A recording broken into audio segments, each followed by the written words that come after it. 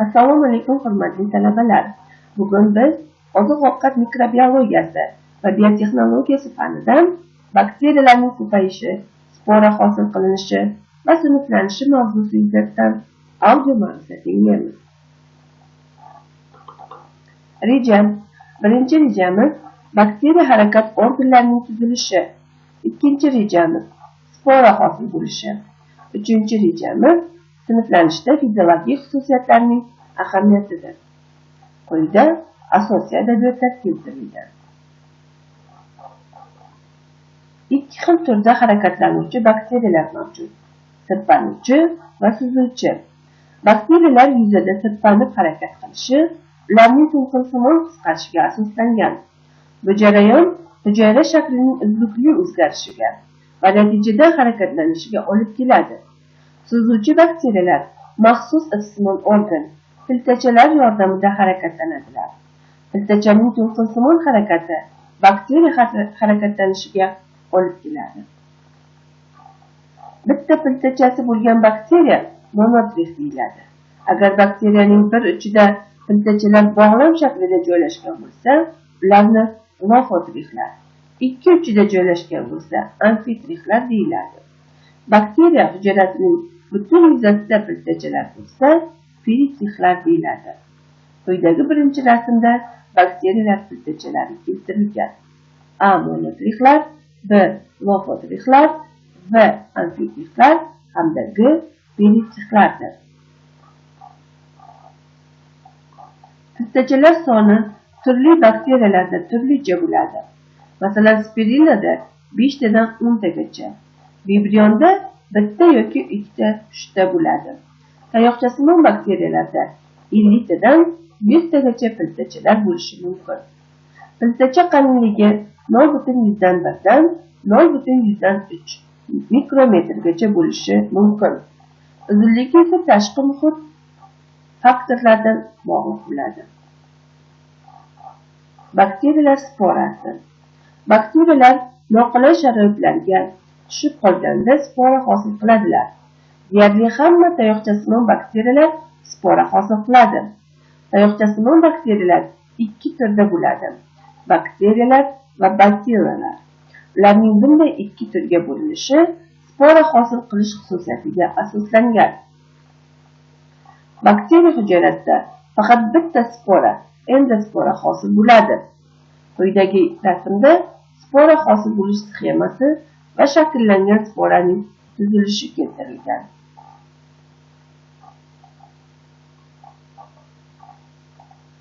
Bakteriyalar sinflanishining asoslari quyidagilar. Prokaryot ikki bo'limga bo'lingan siyanobakteriyalar va bakteriyalardan iborat. Birinchi bo'lim siyanobakteriyalar. Siyanobakteriyalar ko'k yashil suvlar deb ham nomlanadi. Fototrof organizmlardir. Fotosintez kislorod chiqarish yo'li bilan boradi. Ayrim siyanobakteriyalar bir hujayrali bo'lsa, boshqalari ko'p hujayralidir. Oddiy yoki tarmoqlangan ipchalar hosil qiladi. Ikkinchi bo'lim bakteriyalar. Bu bo'lim 19 ta guruhdan iborat. Har qaysi guruh qatorga, har qator oilaga, oila esa turkumga, turkum esa o'z navbatida turlarga bo'lingan. Birinchi guruh fototrof bakteriyalar. Bularning ko'plari suvda yashovchi bakteriyalar. Hujayralarida bakteriya xlorofil va karotinoid pigmentlarini saqlaydilar. Ikkinchi guruh sirpanuvchi bakteriyalar. Bu bakteriyalar sirpanish yo'li bilan harakatlanadilar. Sirpanuvchi bakteriyalar ikki qatorga bo'linadi. Mikobakteriyalar tayoqcha shaklida bo'lib, mevali tana hosil qiladilar. Ular asosan tuproqda va parchalanayotgan o'simlik qoldiqlarida yashaydilar. Ikkinchisi sitofaglar. Bir yoki ko'p hujayrali tayoqchalar va ipchalar. Mevali tana hosil qilmaydilar. Ular asosan suvda yashovchi bakteriyalar, lekin tuproqda ham yashashlari mumkin. Uchinchi guruh xlamidobakteriyalar. Ular qobiqli bakteriyalar bo'lib, bu qobiqlar tarkibida manganiz yoki temir oksidi saqlaydilar. Xlamidobakteriyalar yakka hujayra yoki ipcha shaklida uchraydi. Ular suv havzalarida yashasalarda, tuproqda ham uchraydilar. 4-guruh kurtaklanadigan va tanachali bakteriyalardir. Bu guruh bakteriyalarga kurtaklanish yo'li bilan ko'payadigan bakteriyalar kiradi. Ular tanacha yoki kurtak va tanacha hosil qilib ko'payadilar. Ular tuproqda va suv havzalarida keng tarqalgan. 5-guruh spiroxetlar. Bular yupqa, egiluvchan, spiralsimon o'ralgan bir hujayrali bakteriyalardir. Uzunliklari 3 dan 500 mikrometrgacha bo'ladi. Bularda haqiqiy hujayra devori bo'lmaydi. Ular harakatlana oladilar. Endospora hosil qilmaydilar. Ayrim turlari patogen bo'lib, odamlarda kasallik qo'zg'atadilar. Masalan, siflis hamda tif kasalliklar. 6-guruh spiralsimon va bromosimon bakteriyalar. Bular bir yoki bir necha shoxchalari bo'lgan spiralsimon tayoqchalardir. Ularda piltachalar bo'lib, harakatlana oladilar. Bular asosan saprofitlar bo'lib, parazit va patogen turlari ham uchraydi. 7-guruh gram salbiy aerob tayoqchalar va koklar. Bular asosan to'g'ri yoki qayrilgan harakatlanuvchi tayoqchalar shaklida bo'lib, piltachalari bir uchida joylashgan. Harakatlana olmaydigan xillari ham uchrab turadi. Tabiatda keng tarqalgan, o'simliklar uchun patogen bo'lgan turlari ham mavjud. 8-guruh gram salbiy fakultativ anaerob tayoqchalar. Bular harakatlana olmaydigan tayoqchalar va harakatlana oladigan peritiflar bo'lib, tabiatda keng tarqalgan. Ovqatdan zaharlanishni chaqiruvchi turlar ham uchrab turadi. 9-guruh gram salbiy anaerob bakteriyalar.